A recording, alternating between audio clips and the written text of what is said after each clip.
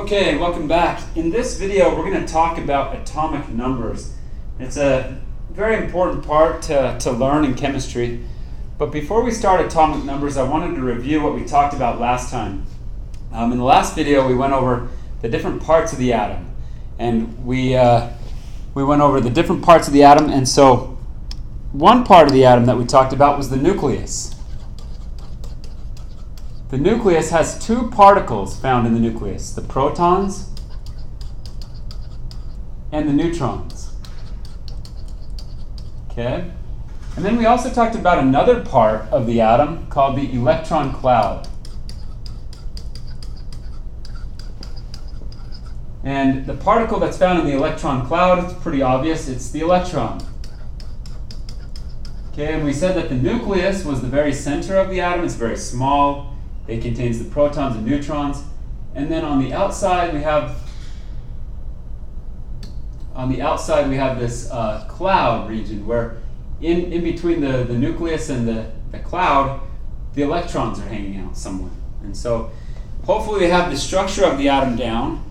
Now in this video we're going to talk about atomic numbers. We're going to talk about how to find the number of protons, neutrons, and electrons that are present in each atom.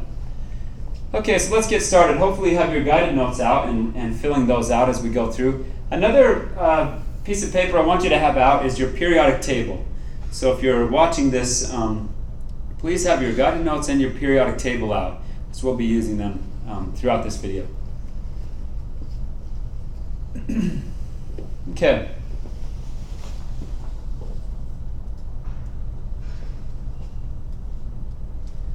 Okay, so let's start with the first bullet here. It says atomic numbers are the number of protons, neutrons, and electrons that are found in each atom. So when I say atomic numbers, we're just finding the number of protons, neutrons, and electrons in each atom. We're going to learn how to find the following for each atom: the number of protons, the number of neutrons, and the number of electrons. And every atom is different on the periodic table, and so we'll teach you how to determine the number of protons, neutrons, and electrons for all the different elements on the periodic table. Okay, so how do atoms differ? They differ by their atomic number. The atomic number, this is a very crucial definition.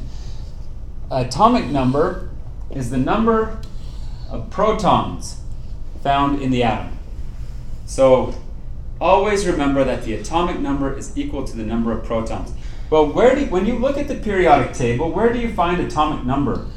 On most periodic tables, the atomic number is the top number. And if you look at the periodic table that I gave you in class, there is a key, but the very top of each box is a number. Hydrogen is number 1. If you go to the next atomic number, it's number 2, which is helium. Number 3 is lithium. Number 4 is beryllium, and it continues like that.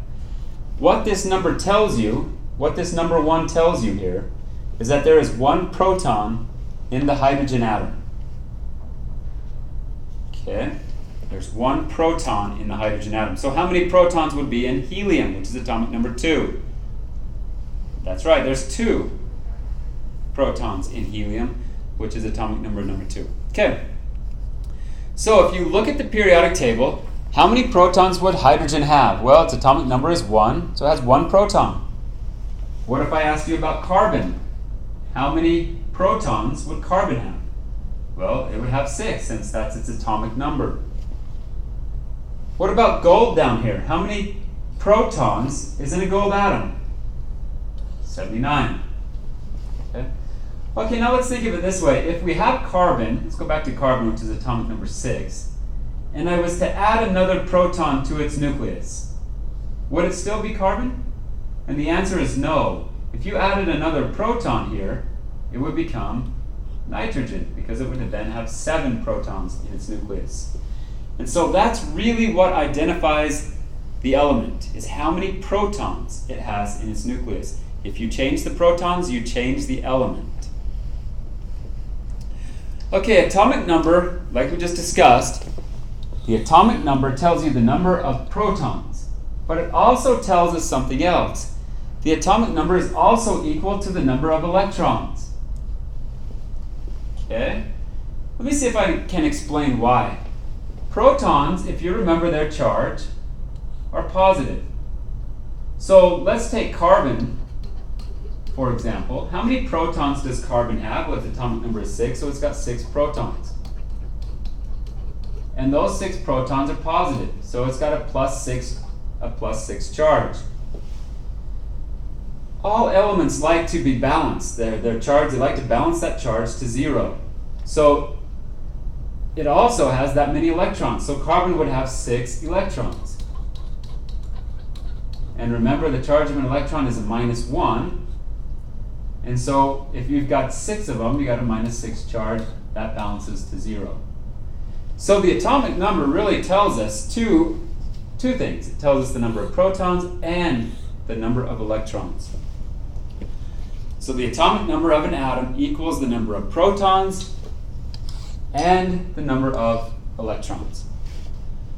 So practice problem number 1. It says, how many protons and electrons are there in the following atom? Carbon, we just did this one, but carbon has a chemical symbol of C. Its atomic number is 6, so it's got 6 protons. And if it's got 6 protons, it's got to have 6 electrons. Okay. So there's your answer, 6 protons and 6 electrons. Okay, and we got it right. Practice problem number 2. If you want to pause the video and see if you can get the next few practice problems done, and then come back to the video and make sure you got it right. So, practice problem number 2. How many protons and electrons are in the following atom? Magnesium. Now, if you look on the periodic table, magnesium's symbol is Mg. Its atomic number is 12. So what does that mean? Well, it's got 12 protons and 12 electrons. Okay, so there's our answer. 12 protons, 12 electrons. And we were right. Okay, practice problem number 3. An atom of an element contains 79 electrons. What element is it? Okay, if you look at your periodic table, how can we determine this?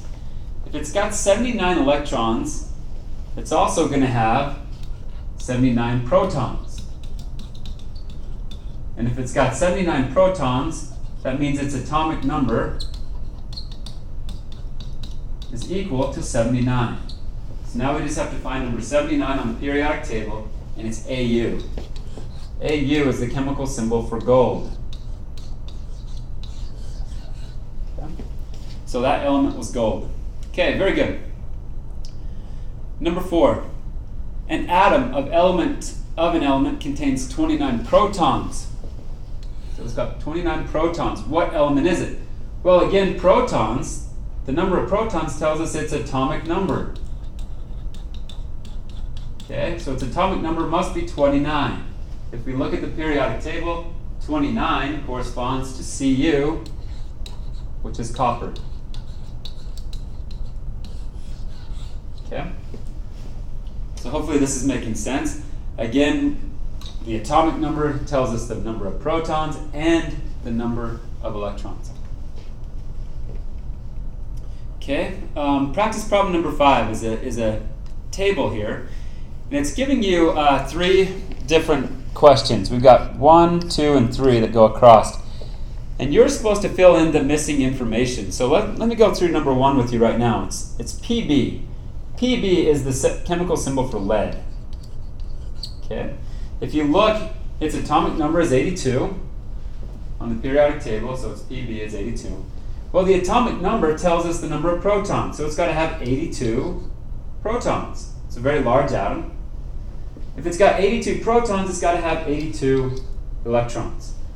And that's kind of how we figure these out. So if you want to pause the video, try number 2 and 3, see if you can get them right, and then check back.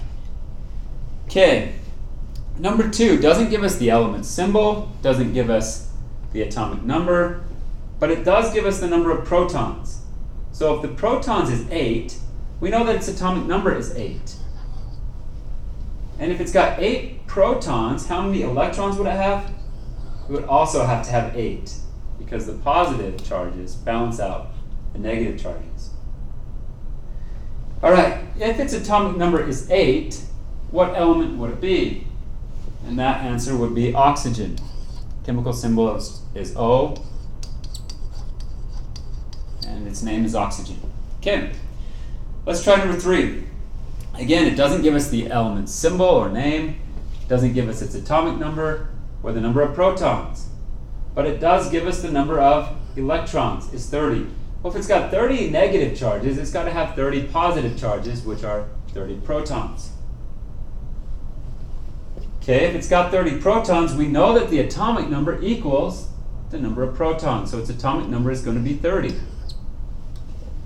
Now, if we look at the periodic table, the atomic number of 30 corresponds to Zn. That's the chemical symbol. The name is zinc. So hopefully that makes sense. That's how we find the protons and electrons. Okay, now we're going to move into a topic that's a little more complicated, isotopes. Isotopes is always a topic every year that's a little bit difficult for students to grasp. So if you have to watch this part of the video a couple times, I would do that. But I'm going to try and go through it slow. We're going to try to be as thorough as possible through this section, and hopefully it makes sense to you. Yeah, it's very crucial that we understand what isotopes are. Okay, so let's start with the definition. What is an isotope? An isotope, it says, are atoms with the same number of protons but different number of neutrons. Okay, and this is really the key. Different number of neutrons. So this is the first time we're talking about the particle, the neutron. And so an isotope has the same number of protons. It's the same element. So if it has the same number of protons, then it's the same element. Okay? But that element can have different number of neutrons. Neutrons is the tricky one. It can change. So there can be a different number of neutrons in the nucleus for the same element. So that's what makes it a little bit tricky. Okay, here's an example of isotopes. What is shown here, let's go to the key. Let's go down to this part and look at the key first of all. The red dot in the middle of each atom is the proton. So you're going to notice each one has one red dot. And if it has one red dot, that means it has one proton. If it has one proton, like we just learned, that's its atomic number is 1, so it's got to be hydrogen. So all of these are isotopes of hydrogen. They're all hydrogen. All 3 of these are hydrogen atoms. But they're different. How are they different? Let's look. You notice down here on the key that the gray dot is a neutron. Well, let's look at this atom up here. It doesn't have a neutron. There's no neutrons in this atom. While this hydrogen atom has a neutron. Has 1. And this one down here has 2 neutrons. So see how the number of neutrons can change? Yet it is still hydrogen. All of these 3 atoms are hydrogen. Okay. And so, just to reemphasize, when the number of neutrons changes, but the protons stay the same, that's what we call isotopes. Okay. And so this would be 3 isotopes of hydrogen. This would be the 3 isotopes of hydrogen. Okay. So now, let's continue. We're going to move into a topic called mass number. Mass number equals the number. So again, let's go through this. Mass number equals the atomic number plus the number of neutrons. So the mass number of an atom is the sum of its atomic number and its number of neutrons. Okay, now let me see if I can make sense of this. When we think of mass, which 2 particles have mass? Well, we know that the proton has a relative mass of 1. The neutron has a relative mass of 1. Now the electron, if you remember from the last video, the electron has the relative mass of 0.000543. So the electron basically,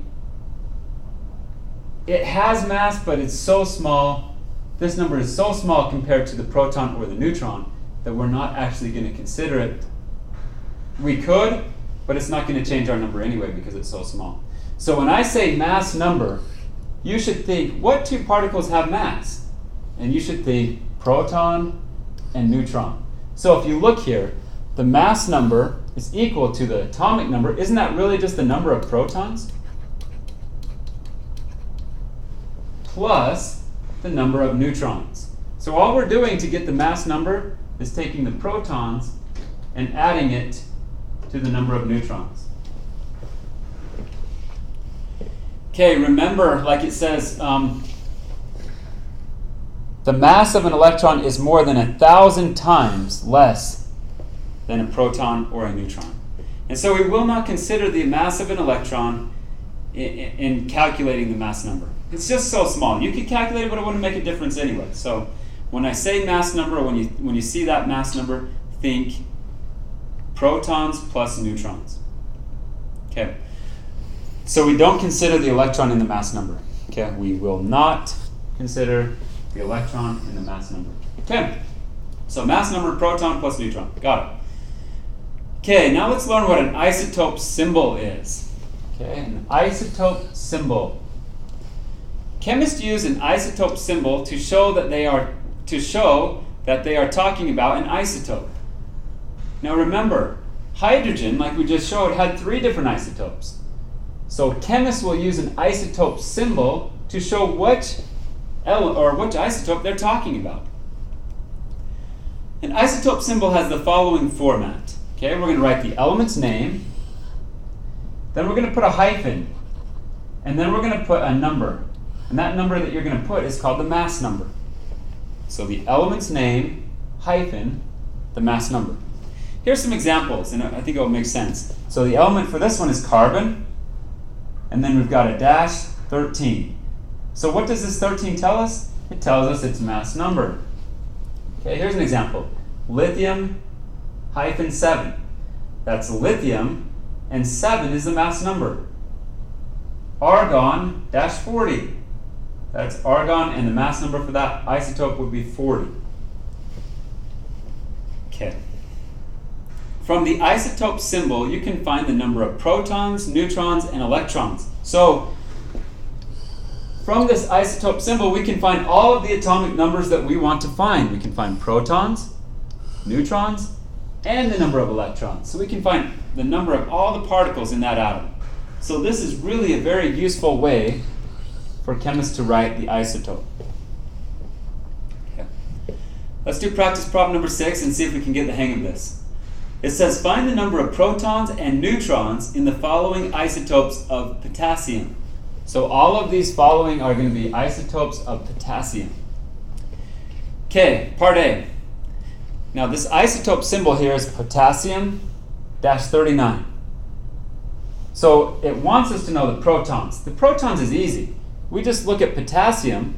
We find it on the periodic table, so hopefully you have your periodic table with you. Potassium is, its chemical symbol is K. Its chemical symbol is K. And you'll find it in that first column, that first group down. It's number 19. Its atomic number is 19. Well, that tells us that it's got 19 protons. Okay. Now, the tricky one, and the one that students struggle with, is finding the neutrons. But it's very easy. Remember what this number is right here.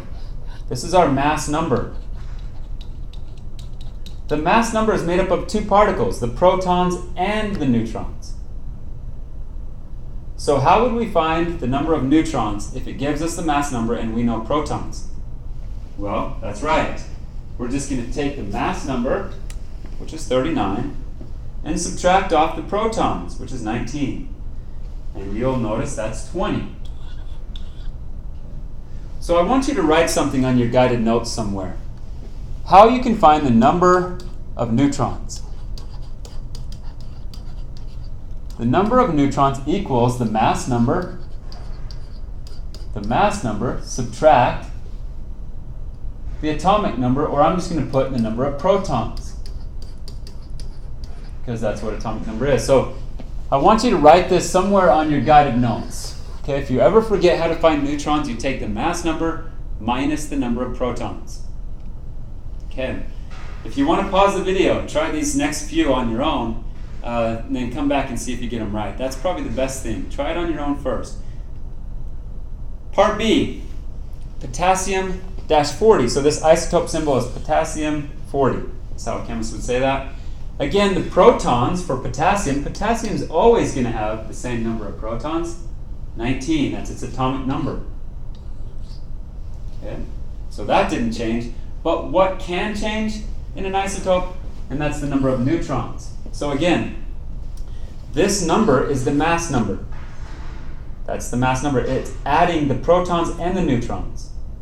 So if we take that mass number, which is 40, and subtract off the protons, 19, you're going to get 21 neutrons. So if you take this number and this number, it adds up to the mass number. So hopefully that makes sense. But again, if you get confused, please write that down. That's how we're going to find the number of neutrons. Okay, one more for us down here. Let me see if I can move this out of the way. Okay. Potassium-41. Potassium-41 is still potassium, so its atomic number is 19. And now all we have to do is find the neutrons. 41 minus 19 is 22. So this isotope has 22 neutrons. Okay, so let's pause here for a second and see what we just did. We've gone through 3 different isotopes of potassium. Do the protons change? The answer is no. It's always potassium, so it's got to have 19 protons. That's its atomic number.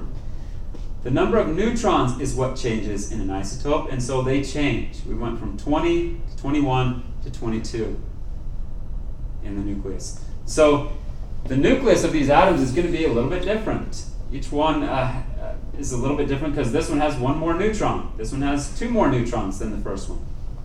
So, okay, now let's move to a topic that's called natural abundance.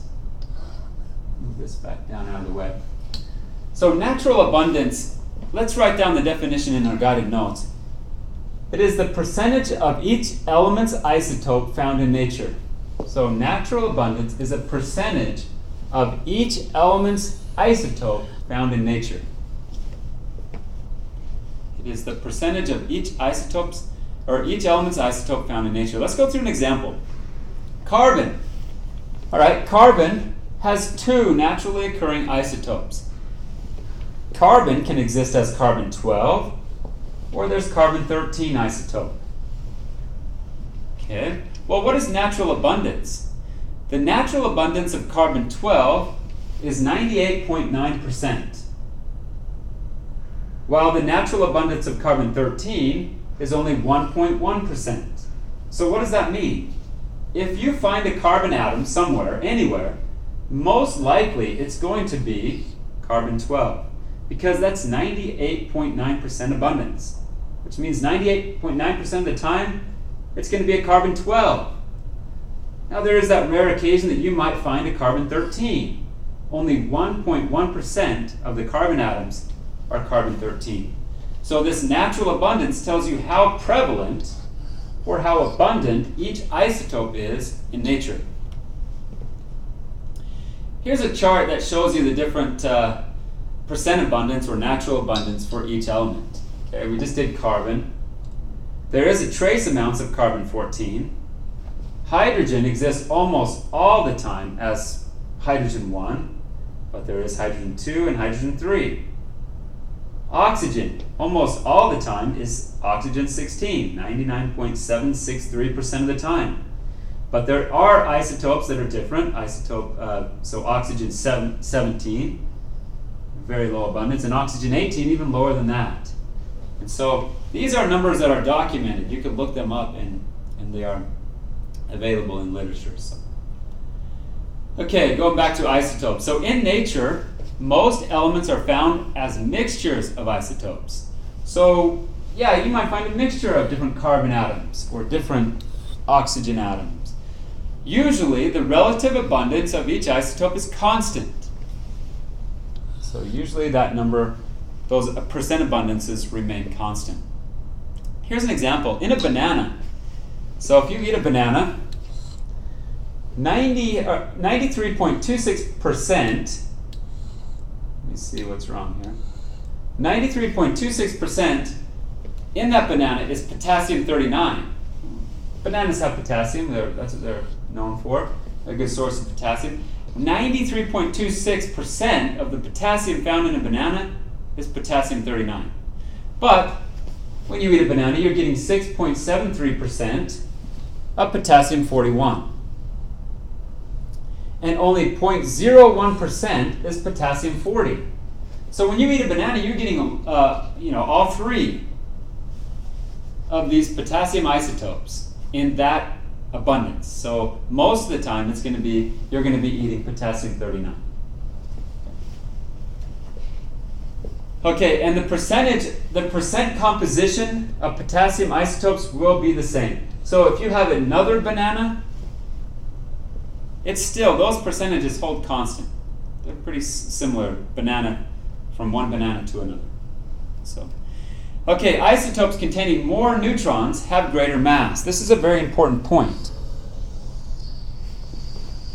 Okay, so if you have an isotope with more neutrons, it's going to have more mass, because remember when we were going over the relative mass?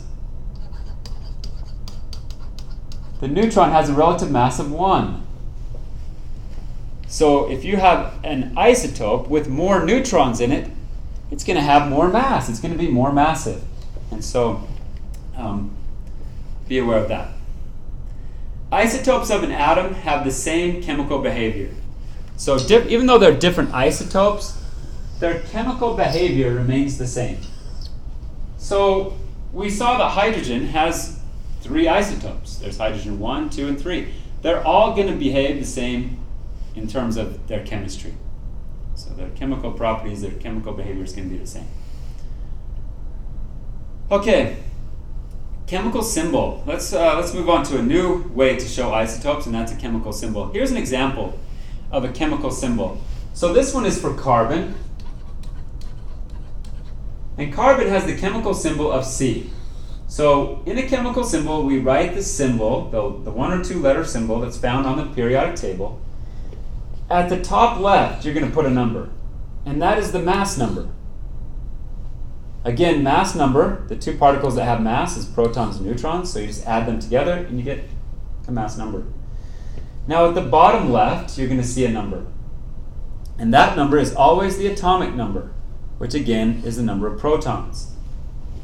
And sometimes at the bottom, you have this large decimal number here, and that's the atomic weight, or some people will call it atomic mass. So that's what a chemical symbol will include. And from all of these numbers, you can get all of the atomic numbers. So we can find the number of protons, neutrons, and electrons, and that's what we're going to be doing. So let's go to practice problem number 7. It says, find the number of protons, neutrons, and electrons for each of the following. Okay, so we've got 3 parts here. We've got A, B, and C. So let's do A first. This is a chemical symbol because it has helium, He. Its symbol right here. This number up here, again, is the mass number. This number down here is the atomic number. So we want to find the protons, neutrons, and electrons for each one of these. So let's do protons first. I always like to start with protons because that's the easiest one. Protons equal the atomic number. Well, we know that this number down here is the atomic number. But if you forget that, could you look up He on the periodic table and see that its atomic number is 2? So it's got 2 protons. Okay. Now I like to do electrons. Because if it has 2 protons, it's got a +2 charge from them, we're going to have 2 electrons because it's got to have a -2 charge to balance out. So remember, protons and electrons are always equal. Now the one that's more difficult for students when they first learn this is neutrons. So let's go through that one. Okay, remember that, let's write this again. The number of neutrons is equal to the mass number minus the number of protons. Okay, and we have protons, and we have the mass number here. The mass number is 4. Okay, so we're going to take 4, in this case 4 minus the number of protons, 2. And that tells us that we have 2 neutrons as well. Okay? So hopefully that makes sense. Another way to think of this for neutrons is you just take this top number, subtract the bottom number. That gives you the number of neutrons, which is very convenient because it's all lined up for us right here on the left side anyway. Okay, if you want to pause the video, it'd be a good time to pause it and try B and C, parts B and C, and then see if you can get those right on your own. And then hit play again, and we'll see if you got them right. So, okay, for part B, the protons for this isotope of lithium, this would be lithium-7. The protons would be by this number down here. That's the atomic number. So we got 3 protons. The electrons, we're also going to have 3 electrons. Now the neutrons is the one that's a little different. Okay, the neutrons in this case, we take the mass number, subtract the atomic number for the number of protons. So 7 minus 3, it's equal to 4. So this isotope would have 3 protons in its nucleus. That's what makes it lithium. 3 electrons in the electron cloud, and also 4 neutrons in the nucleus. Okay, part C. This one, for protons, again, the bottom left number is your atomic number, 92 protons. If it's got 92 protons, the electrons is also going to equal 92. And the neutrons here, the neutrons are going to equal the mass number, subtract the atomic number. So if you take 235 and subtract off 92, you're going to end up with 143 neutrons. And this element right here, this chemical symbol is U. It's uranium. It's a very large atom. You can imagine it's got 92 protons in its nucleus, along with 143 neutrons, all in the nucleus. So it's a very large nucleus, and it's got 92 electrons. Okay, hopefully that makes sense. This was chemical symbols, so hopefully the chemical symbol makes sense. Okay, practice problem number 8. It says find the number of protons, neutrons, and electrons for each of the following. Now this is going back to an isotope symbol. Carbon 14, that's how a chemist would say that. Okay, so let's find the number of protons, neutrons, and electrons for this guy. Protons, how do we find the number of protons from this? Well, we know it's carbon. So let's look it up on the periodic table. Carbon is atomic number 6. So its protons is 6. The electrons must be 6 as well, because those charges got to balance. And the neutrons here, again, this number right here is the mass number. So in order to find neutrons, so the number of neutrons is equal to the mass number, subtract the number of protons. So that's what I'm going to do. We're going to take 14, which is the mass number, and subtract off the protons. In this case, the protons was 6. So 14 minus 6 will tell you the number of neutrons. And so we know in this isotope it's got 8 neutrons. 14 minus 6. Okay. If you want to pause the video, do that now and try parts B and C and see if you can get those right on your own. All right, for this one, this isotope is called potassium-37. The protons, again, we have to look at the periodic table and look up potassium. Its symbol is K. It's got 19. Then it has 19 electrons. Remember, those two are the same.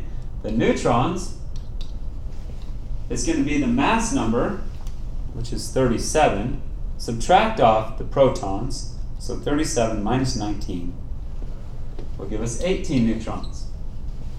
All right? Now this last one, part C, uranium-238. The protons, again, we have to look up the element on the periodic table to get its atomic number. Uranium's atomic number is 92. So it's got 92 protons. It also would have 92 electrons.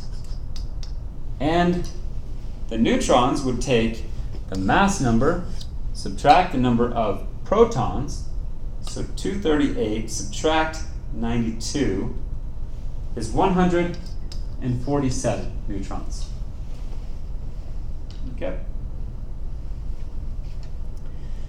Hopefully that makes sense. This one was, this written this way, if a chemist writes it this way, it's called an isotope symbol. So we've gone over isotope symbols and we've gone over chemical symbols. In both instances, we can find all the atomic numbers. We can find protons, neutrons, and electrons. And so hopefully that makes sense now. Okay, practice problem number 9. It says for each of the rows below, write the element's chemical symbol, the isotope symbol, and find the number of protons, neutrons, and electrons. I'm going to go through number 1 with you right now. And then I would like you, after I get done with number 1, to pause the video and try 2, 3, 4, 5, and 6 on your own. See if you can get these right. By this time, you should be able to do all of this. Okay. So neon is number 1. Let's go through number 1. Neon. For the isotope symbol and the chemical symbol, let's keep those blank for a second. Let's get all the atomic numbers done first. So the atomic number is 10. That means, what's our number of protons going to be? Well, the atomic number and the number of protons is the same. Okay, well if it's got 10 protons, if these guys are positive, how many electrons does it have to have? Well, it would have 10 electrons. Okay, now the neutrons. Again, the neutrons is the one that's a little tricky for students. Always remember, it's the mass number minus the protons. So if we take 22 and minus 10, you're going to get 12. So it's got 12 neutrons. Now, once we have all of the atomic numbers here, we have everything we need in order to do the isotope symbol and the chemical symbol. Let's start with the isotope symbol first.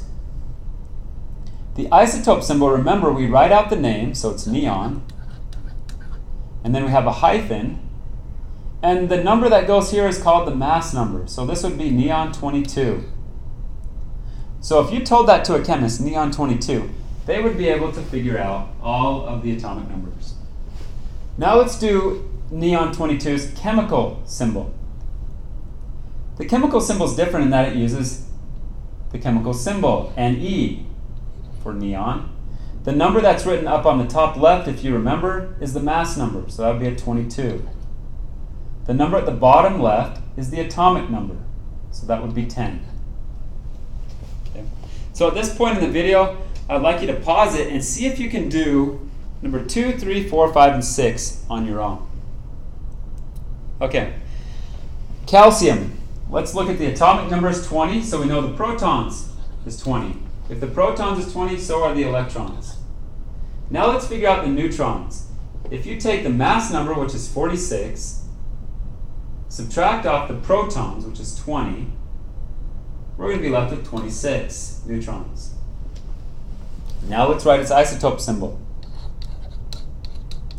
We write out its name, hyphen, and what number goes here? It's called the mass number. The mass number was 46. Okay, so that would be calcium 46. Now the chemical symbol is going to be Ca.